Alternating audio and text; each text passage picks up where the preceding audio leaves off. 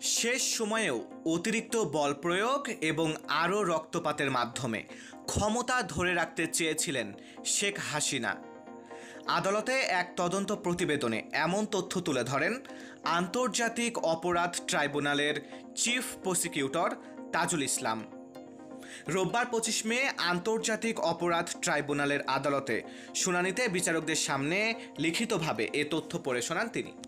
এদিন ট্রাইব্যুনালে জুলাই আগস্টে শেখ হাসিনা, আওয়ামী লীগ ও তাদের অঙ্গ সংগঠনের নেতাকর্মীদের সকল ভূমিকা আদালতের সামনে উপস্থাপন করেন চিফ প্রসিকিউটর। তিনি বলেন, পদত্যাগ করতে 5 আগস্ট গণভবনে শেখ হাসিনার পা ধরেছিলেন শেখ রেহানা। পরে পরিবারের সদস্যরা বোঝালে তিনি পদত্যাগ করেন।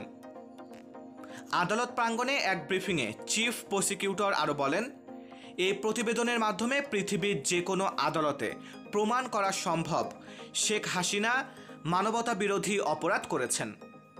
আন্তর্জাতিক মানের বিচার করতে এবং অপরাধ প্রমাণে যত তথ্য প্রয়োজন সবকিছু প্রসিকিউশনের কাছে আছে বলেও জানান তিনি। মারুফ হাসান বিশাল, বাংলার 10।